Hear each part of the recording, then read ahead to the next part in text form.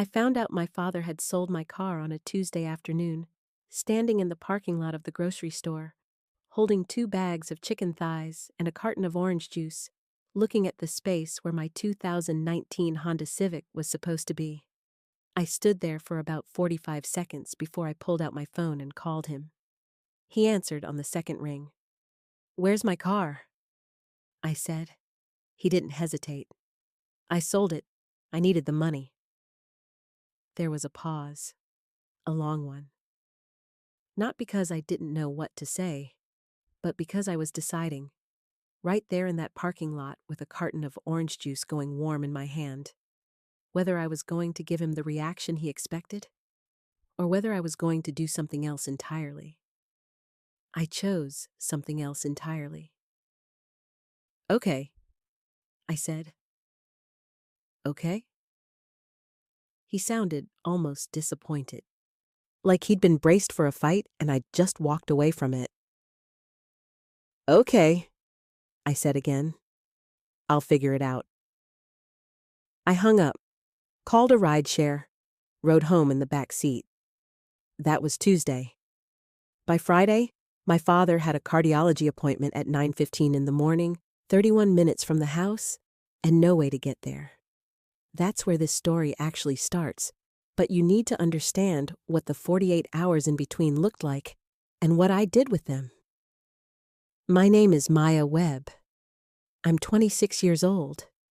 My father's name is Dennis, and he is a man who has always operated on the assumption that the people closest to him exist in service of whatever he needs in a given moment. I don't say that with particular bitterness. It's just the most accurate description of him I've found after 26 years of observation. Now he loves his family. I believe that genuinely. He just also believes that love authorizes a certain kind of use. I grew up in a house in Decatur, Georgia, the second of 3 kids. My older sister Nadia lives in Charlotte now with her husband and their daughter. My younger brother Trey is 19, still at home, still figuring things out. Our mother, Patricia, passed in 2019 from ovarian cancer. She was 51. After she died, the household dynamic shifted in the way these things do. Slowly at first, then all at once. Nadia moved to Charlotte within a year. Trey was 15 and needed managing. My father, who had never particularly been interested in the practical mechanics of keeping a household running, found himself without the person who had always handled those mechanics on his behalf. He found the next closest thing, which was me. I want to be honest about the timeline because I think it matters. I did not become the default resource for my father's life because he asked me to, or because we agreed on it, or because there was any conversation at any point about what the arrangement looked like or what it cost. I became it because I was there, and because when you are the person who is there, things accumulate on you the way water accumulates in low places, naturally, without drama, almost without anyone noticing. I drove him to his quarterly endocrinology appointments. My father has had type 2 diabetes for 11 years, and in the last 3, it had progressed enough that he also sees a cardiologist every 6 weeks. I drove him to those too. When his doctor changed his medication in 2022 and he was too dizzy to drive for 10 days, I took him to the pharmacy. When the pharmacy was out of one of his prescriptions, I drove to 3 different locations to find it. I did his grocery runs. Not every week, but often enough that he stopped thinking of it as something I was doing for him and started thinking of it as something that simply happened, the way mail simply arrives. I also had my own life, which I was building carefully and quietly. I worked full-time as a logistics coordinator for a medical supply company, remote 3 days a week, in the office too. I had 11 freelance bookkeeping clients I managed on evenings and weekends. I'd gotten my accounting certification at 23, built the client base slowly, and by the time I was 26, I was earning more from the freelance work than from my day job. I was saving money. I had a plan that involved an apartment, probably by the end of the year, and eventually a business of my own. I had been living at home since my mother died, which I want to be careful about explaining. It was not solely because of my father. Partly, it was for Trey, who at 15 needed someone in the house who was paying attention. Partly, it was financial. I paid my father $600 a month in rent, which was genuinely a good deal in that market, and the savings had let me build the freelance practice without taking on debt.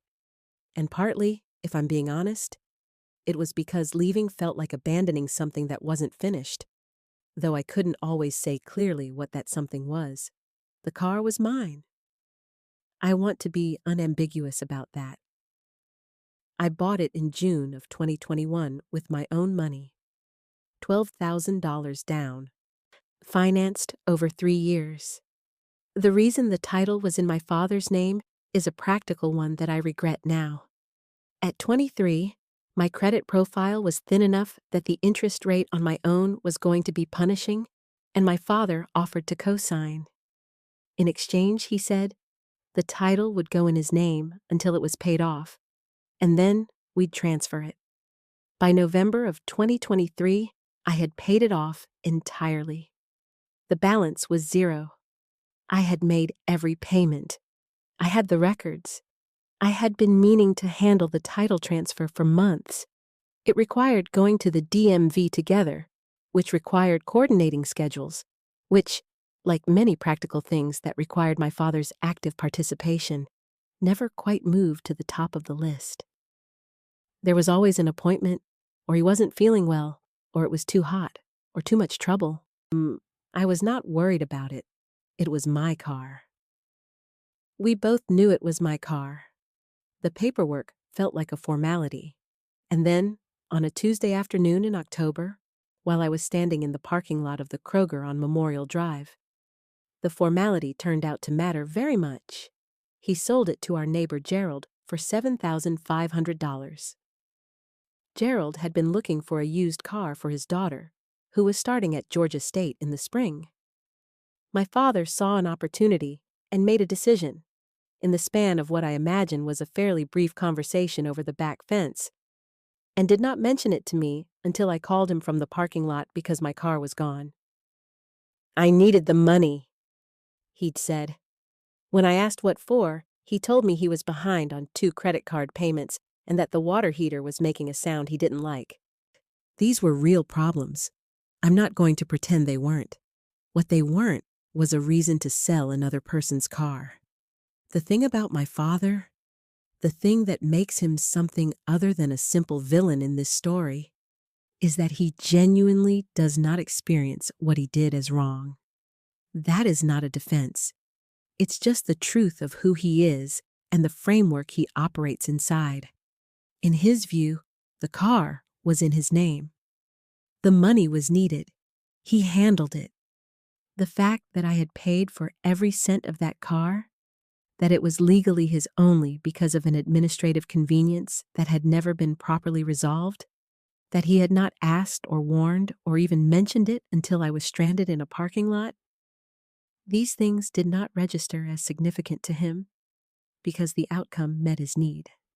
The outcome meeting his need has always been the primary metric by which he judges his own decisions. I knew all of this while I was riding home in the back of that rideshare. I sat with it the whole 30-minute trip, watching Decatur pass through the window. I was not crying. I was not particularly angry, not in the hot, reactive way anger usually presents. What I was feeling was something colder and more clarifying, the way you feel when you have been half suspecting something for a long time, and then it is finally confirmed. I paid the driver. I carried my grocery bags inside. My father was in the living room watching the news. He looked up when I came in. Gerald's giving her the car on Thursday, he said. He paid cash. I nodded. I put the chicken thighs in the refrigerator. I poured myself a glass of water. Then I sat down at the kitchen table with my laptop and opened a spreadsheet I'd been keeping for almost a year, the one titled apt_fund_2024. and I looked at the number in the savings column. It was enough. It had been enough for 2 months, honestly, but I hadn't moved yet because I kept finding reasons to wait a little longer. I was done finding reasons. I texted my coworker Dominic, who had a 2-bedroom apartment in East Atlanta, and had mentioned twice in the past 6 months that the second bedroom was available if I ever needed it. Dominic was methodical and quiet, and he did not ask unnecessary questions. "Is that room still open?"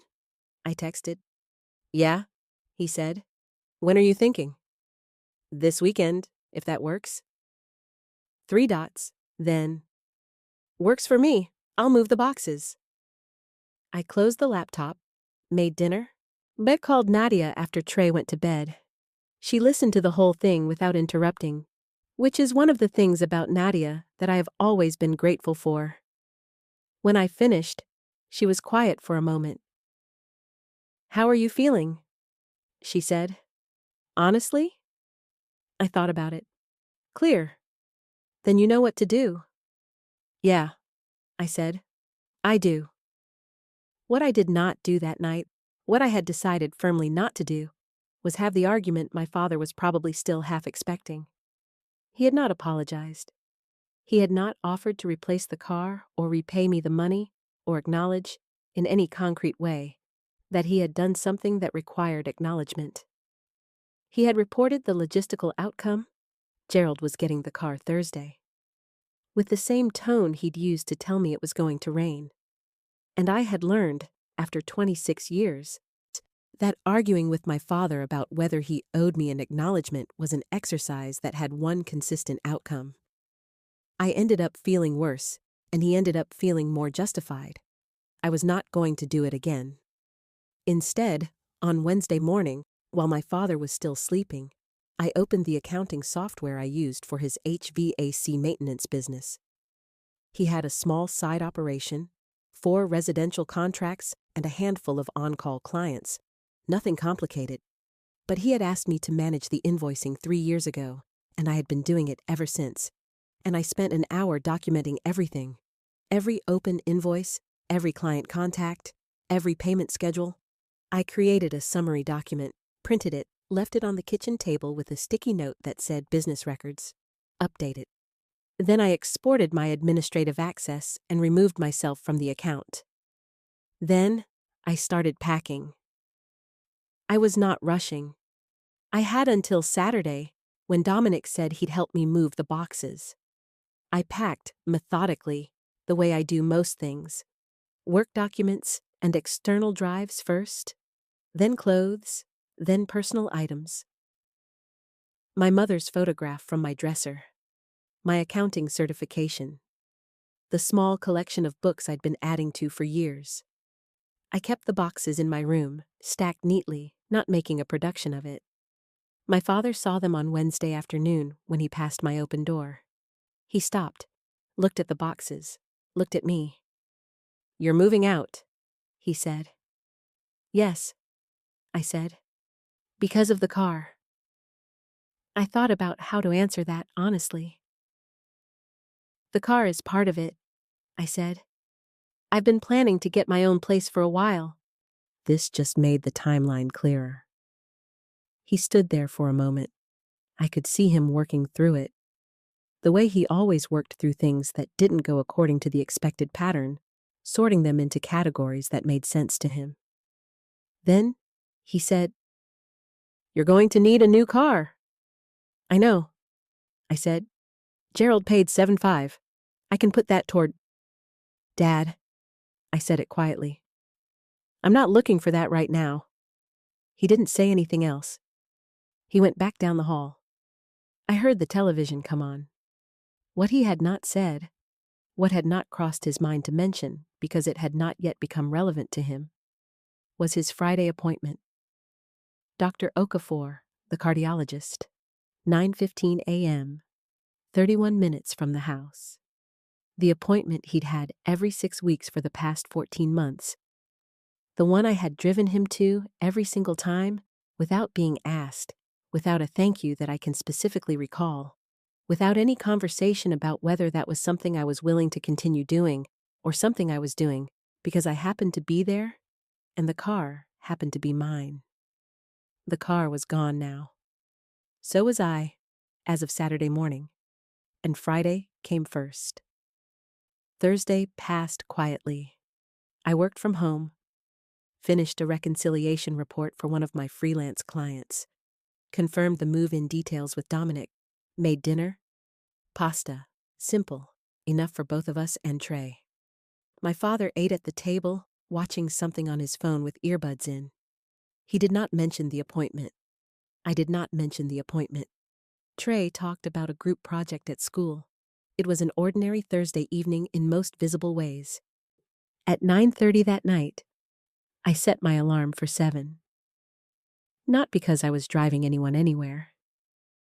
Because Dominic and I had agreed I'd start bringing boxes over early, before the day got hot.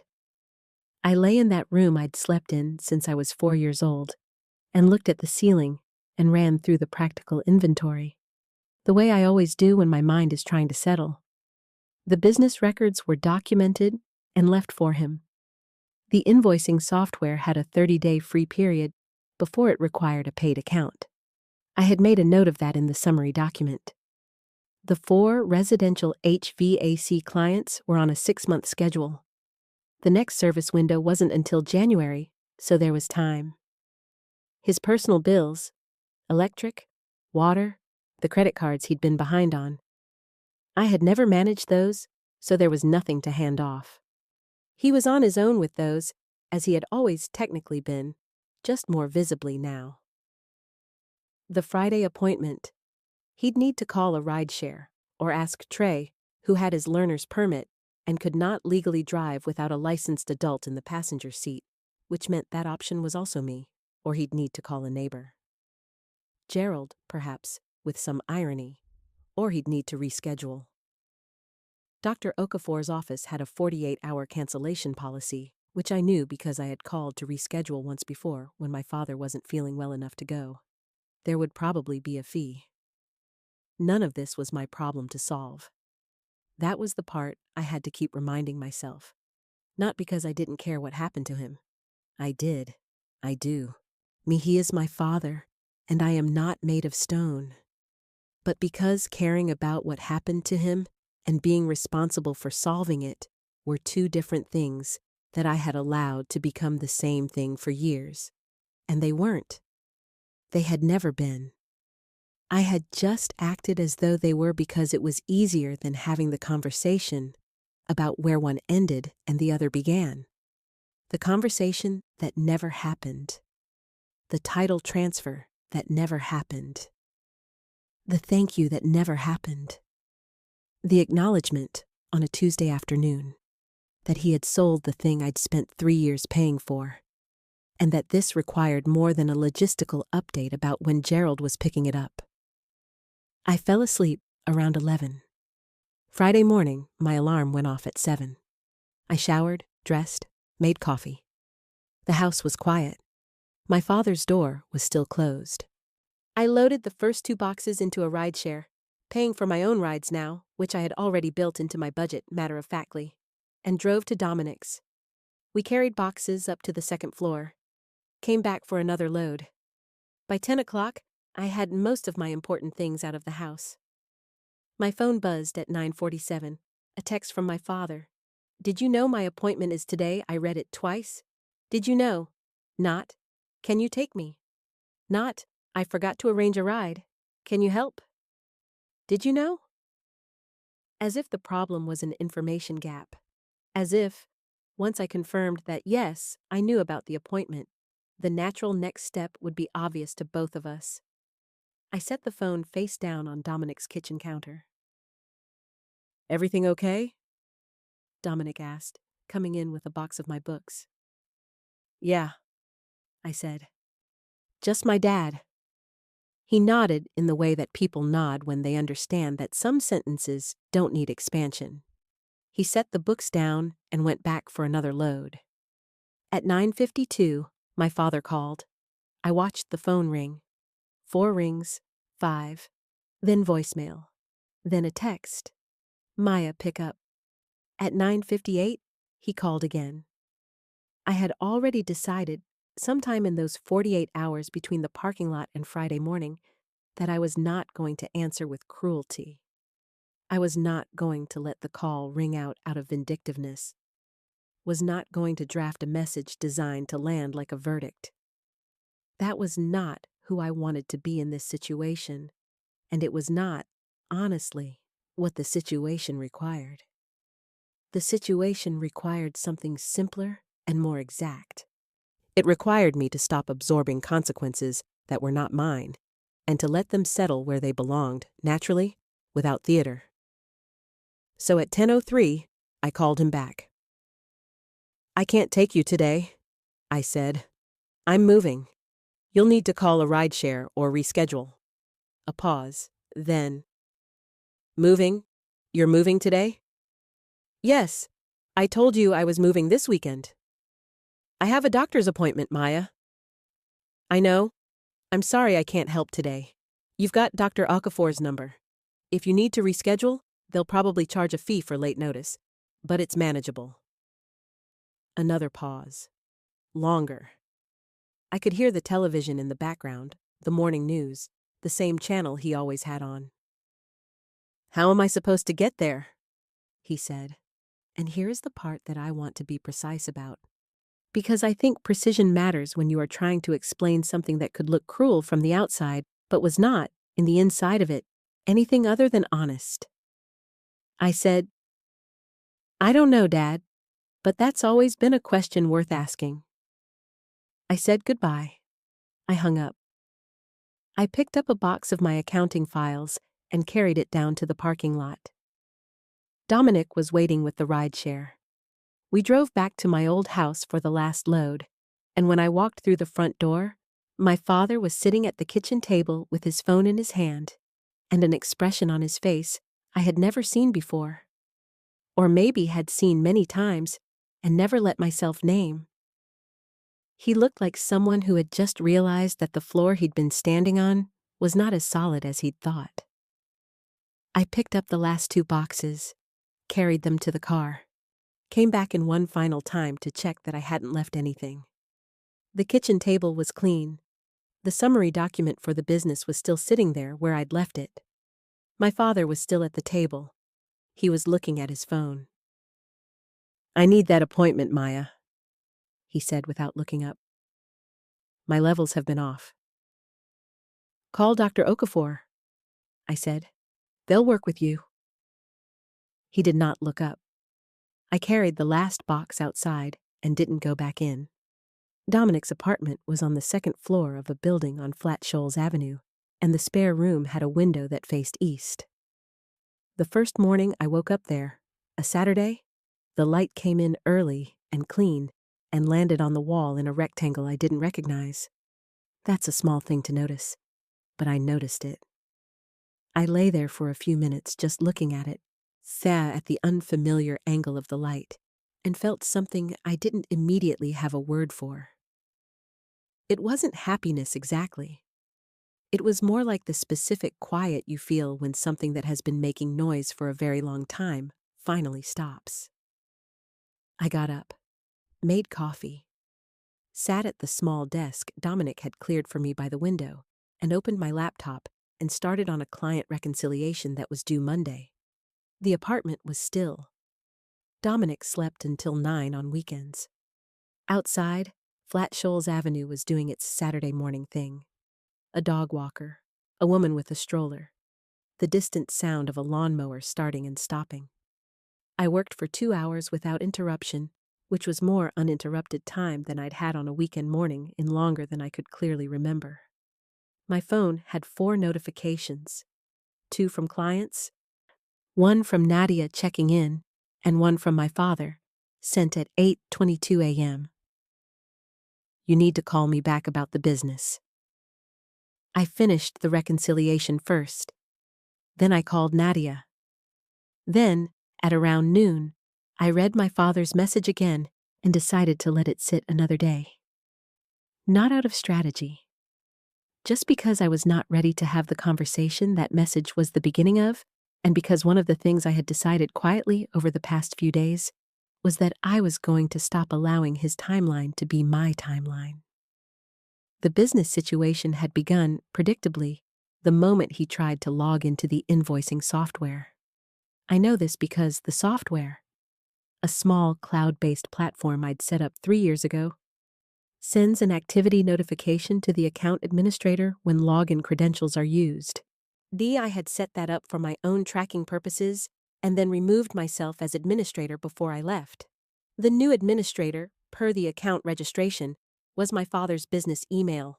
The notification went to his business email, which he had never once in 3 years opened, because he had never once needed to, because I had always handled it. He did not know his own password. He did not know the email address associated with the account.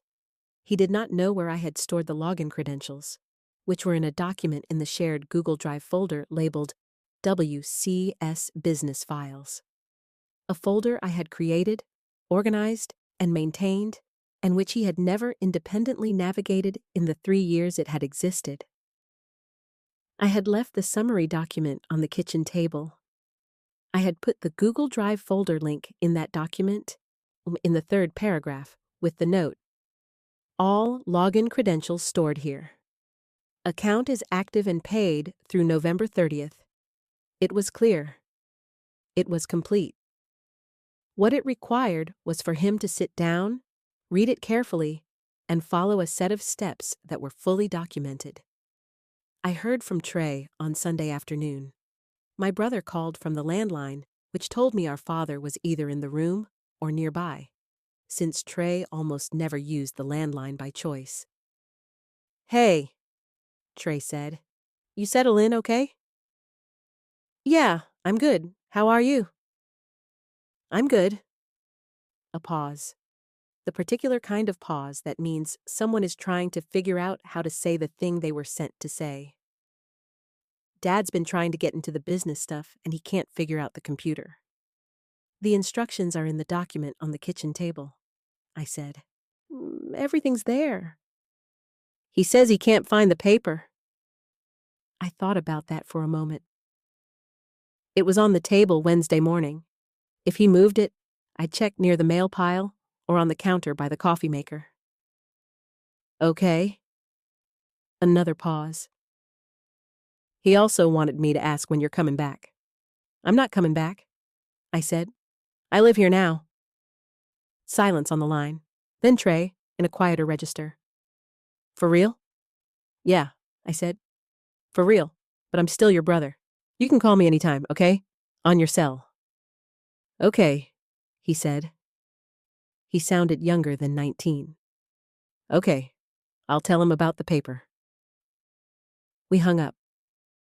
I sat with my phone for a minute afterward, thinking about Trey, who was 19 and still in that house and had not asked for any of this.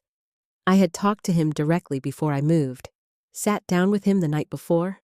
Me explained that I was getting my own place, that this was not about him, that I was 20 minutes away and available. He had nodded and not said much, which was typical Trey, but he'd hugged me when I left, which was less typical, and I had held on to that. The first week passed in a low hum of my father attempting to manage things he had not managed before, and discovering, incrementally, what that cost.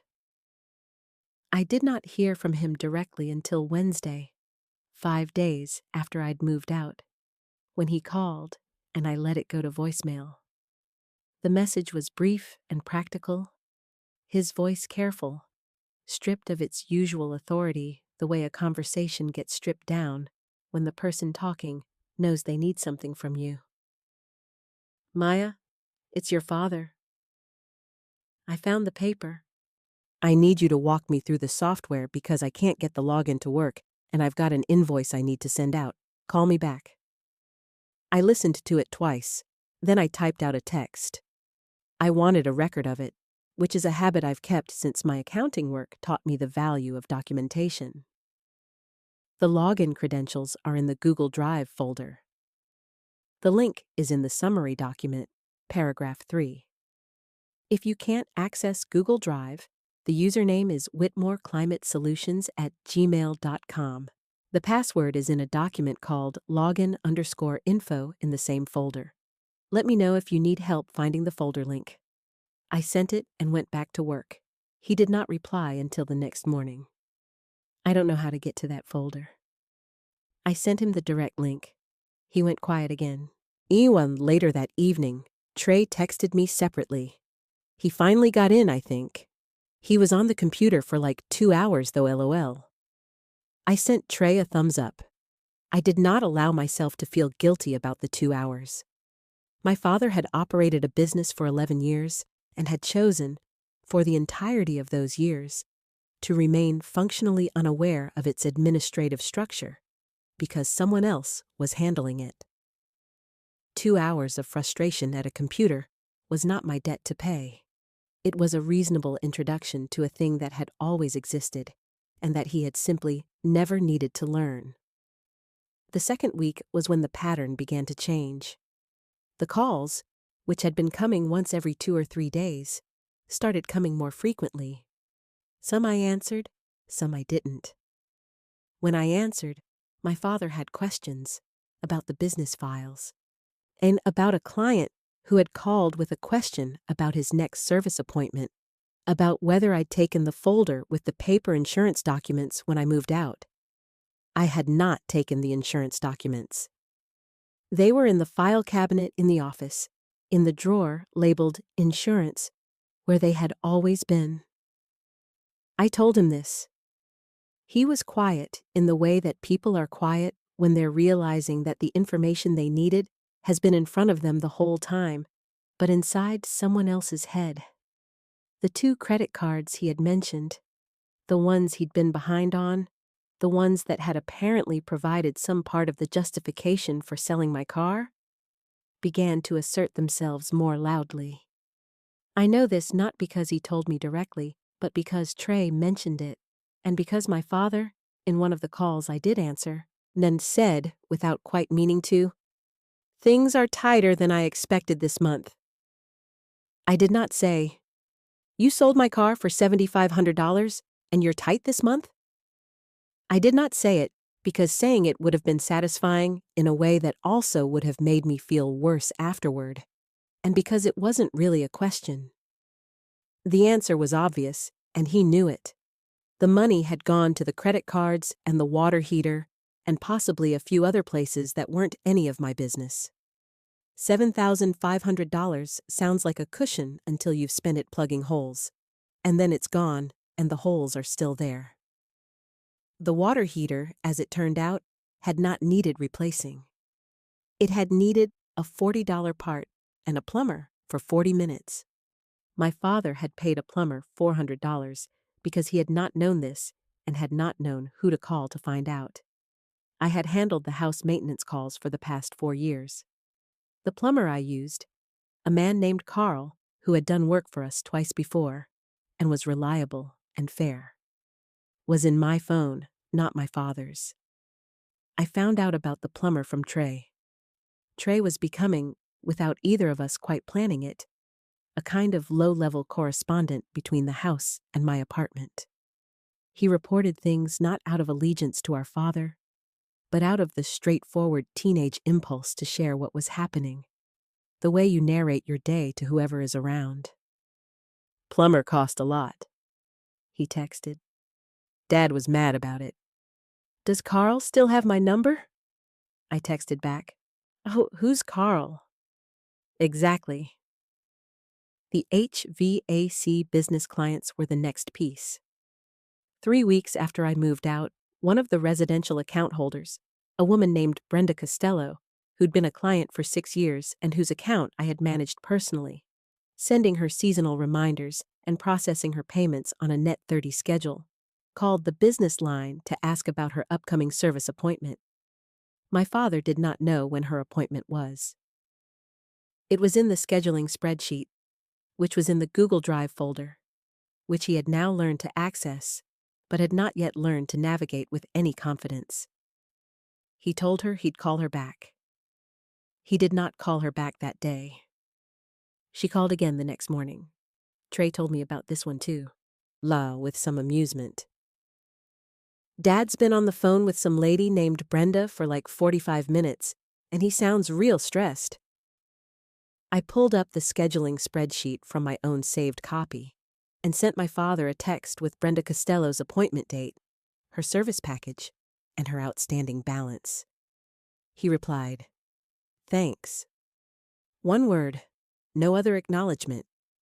I noticed that, and I noticed that I noticed it, which felt like a small, useful piece of information about where things stood. He had still not mentioned the car. That is the part that I think requires explanation, because I know how it sounds. It sounds like I was waiting for an apology and organizing my distance around the absence of one. That's not quite right, though it's not entirely wrong either. The truth is more practical than that. I was not going to rebuild an arrangement that had cost me a car and years of absorbed labor on the same terms that had produced those costs. The arrangement required renegotiation, and renegotiation required my father to acknowledge, at a minimum, that something had happened that warranted it.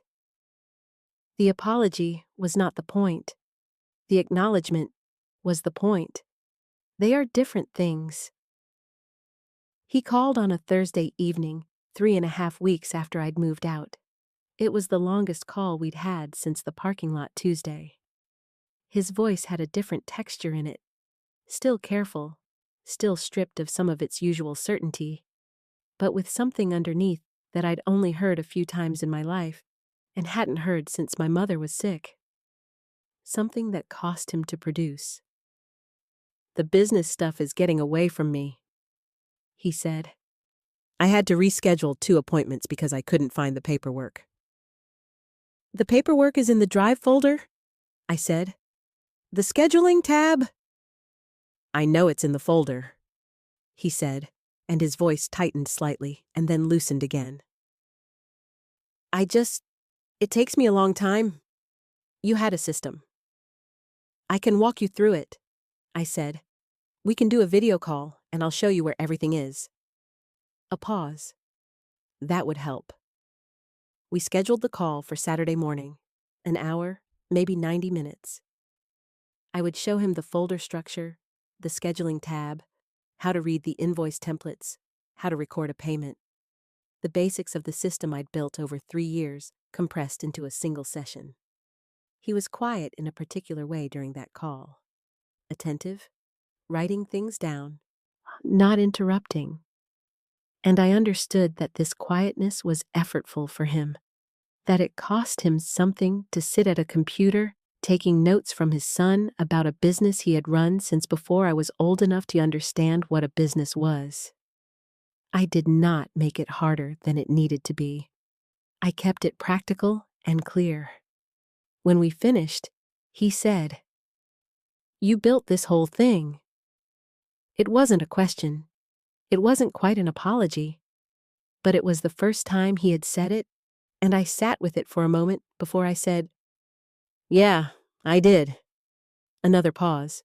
Then he said, "I've got an appointment with Okafor on the 14th. "Okay," I said. "I've been taking ride shares. It's expensive." "Yeah," I said. "It is." He did not ask me to drive him. I did not offer. We ended the call shortly after.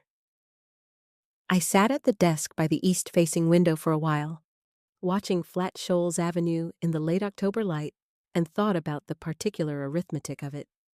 The cost of a ride share to the cardiologist twice a month against the $7,500 he'd received for the car he'd sold, against the cost of the $40 water heater part that became a $400 plumber visit, against the credit cards that were still behind as far as I knew, against the business appointments that had slipped when the system I'd maintained stopped being maintained. None of that arithmetic was designed. I want to be clear about that, because I know it can sound like a plan, like I had engineered a specific sequence of consequences in order to produce a specific result. That is not what happened. What happened is that I stopped doing things I had been doing, and in the absence of those things, the costs of their absence revealed themselves. That is not engineering. That is just what happens when you remove something that was load-bearing from a structure that never acknowledged the load. Nadia called me that Sunday. She had been talking to Trey independently, she told me. Not to gather information, but because she worried about him and called him regularly, which I was glad to know. He's handling it, she said. Dad, I mean. But he's handling it in that way where he doesn't quite realize how much he was relying on you until he has to do each thing himself, and it's harder than he expected. Yeah, I said. That's about right. He called me, she said. I waited. He asked if I thought you were being unreasonable. She said it carefully. The way Nadia says things she knows will land in complicated places. What did you say? I said he sold your car. A pause. He said it was in his name? It was. Maya. I know, Nadia. He knows too, she said. He just doesn't know how to say it yet. That may have been true. I had spent 26 years watching my father not know how to say things yet and eventually not say them at all. So I held that observation loosely. But I also knew Nadia had a better read on him than I did in some ways. She had lived outside the house longer, had more distance, saw him in the occasional holiday visit that was compressed, and therefore kinder than daily proximity. She was not wrong that he was capable of getting somewhere. She was also not wrong that it took him a very long time. The call from Aunt Renee came on a Monday, 4 weeks after I'd moved out. My father's older sister. She lived in Stone Mountain, called about twice a year, sent birthday cards that always arrived 4 days late. She was not someone I was close to, and not someone my father would typically have talked to about something like this, which told me that the situation had progressed to the point where he was reaching beyond his usual radius. Maya, she said, in the tone people use when they are performing a favor they've been asked to perform and are slightly uncomfortable about it. Your father tells me you've moved out. Yes, ma'am, I said. I've got my own place now. He says the business is suffering. I thought about how to respond to that. I left detailed documentation, I said. I've been helping him get oriented to the system remotely. He's getting there. He says it's not the same. It's not, I said. It's different. That's not the same as suffering. A pause. Aunt Renee recalibrated. He also says there was some misunderstanding about a car. A misunderstanding. I sat with that word for a moment and turned it over. He sold my car, I said, without telling me. I don't think there was a misunderstanding. I think there was a decision. Silence on the line. Then, quieter.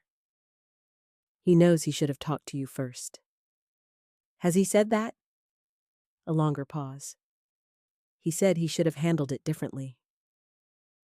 That's not quite the same thing, I said, not unkindly, just accurately. Aunt Renee sighed. The sigh of a woman who had agreed to make a phone call she probably knew wasn't going to produce the outcome she'd been sent to produce. He misses having you around? She said. The whole house is different. I'm sure it is, I said. He can call me. He did call you. He can call me about this, specifically, what I just described. I paused. I'm not unreachable. I've been helping with the business. I talked to him on Saturday. I'm not gone, Aunt Renee. I just don't live there anymore, and I'd like it if he could tell me directly what he told you, instead of sending you to say it for him. She was quiet for a moment. Then, you sound like your mother, you know. I didn't know what to say to that. It was the kindest thing she could have said, and also the most complicated. Thank you, I said, and I meant it. We ended the call. That was a Monday. The following Thursday, 5 weeks out, my father called me at 7:14 in the evening, which was unusual. He tended to call in the mornings or the middle of the day, rarely in the evening. I answered. I've got a client who wants to add a second unit, he said, leading with business, which was his version of easing in. Commercial. Office building on Ponce? I don't know how to write a quote like that. I can help you build a quote template, I said. Send me the specs, and I'll draft something you can review. Okay. He was quiet for a moment. I could hear him breathing, the sound of the television being muted. Maya. Yeah. I shouldn't have sold your car. It was 5 words. They came out carefully, in the tone of someone moving a heavy object. Not gracefully, but deliberately. Like he'd been working up to it for a while, and had decided that tonight was the night, and he was going to get through it regardless of how it felt to say. I didn't fill the silence immediately. I let it sit there, the way it deserved to. No, I said finally. You shouldn't have. I needed the money, and I made a decision I didn't think through. A pause. I didn't think about what it meant for you? I know, I said. I'm not good at... He stopped, started again. I'm not good at thinking about what things mean for other people before I decide something. Your mother used to tell me that. I let that sit too. She was right, I said. Yeah. His voice was rough. She usually was. We were both quiet for a moment, in the particular way that grief makes space in the middle of other conversations. Showing up without warning, he's still carrying full weight after 5 years. Then he said, I want to fix it, the car thing. I've got most of the 7.5 still. I put some toward the cards, but there's about 6.2 left. I don't need the money back right now, I said. I've got what I need. I know you do. He paused. That's not entirely the point. No, I thought. It's not. Let me think about it, I said. There are some things I want to talk about that are bigger than the car. Okay, he said. I know. I think we should sit down, I said. In person, not on the phone. Okay, he said again. Quieter this time. When? I'll come by Saturday, I said. Afternoon. I'll be here, he said. We ended the call. I sat at my desk for a long time after, not working, just sitting. Outside, Flat Shoals Avenue had gone quiet the way it does after 9 o'clock. Occasional headlights, a dog barking twice, and then stopping. The room was warm. The east-facing window was dark now, the rectangle of morning light long gone, just the reflection of the desk lamp in the glass. 5 weeks. 5 weeks of phone calls I answered and calls I didn't. 5 weeks of a business that was listing without collapsing, appointments that got rescheduled, a plumber who cost 4 times what he should have, an aunt deployed as an intermediary, Trey narrating the situation from inside it. 5 weeks of my father arriving at a sentence he should have been able to say the moment I called him from that parking lot, but which he could only reach after the distance made the cost of not saying it greater than the cost of saying it. I wasn't sure Saturday was going to be the conversation that resolved everything. It probably wasn't. These things rarely happen in one sitting, but it was going to be the first honest conversation we'd had in a very long time, maybe ever. And that felt like the thing that actually mattered. Not the money, not the car, not the business, but the fact that we were finally going to sit across from each other and say out loud what had been true for years. I owed him that chance. Not because of what he'd done for me, but because of who I wanted to be in this. That's the distinction I had to keep making, between what I owed him out of obligation and what I was choosing to offer out of something more deliberate. My mother had taught me, without ever quite articulating it as a lesson, that there was a difference between those two things. That the way you love someone difficult says more about you than about them. That you could hold a line and keep your integrity and still choose when the door opened to walk through it. The door was open now. Not because he had done everything right, because he had finally done one thing honestly. That was enough to begin with. Saturday came. I drove to the house, a rental car, nothing permanent yet, and sat across from my father at the same kitchen table where I'd left the summary document 5 weeks before. He had coffee ready. That was new.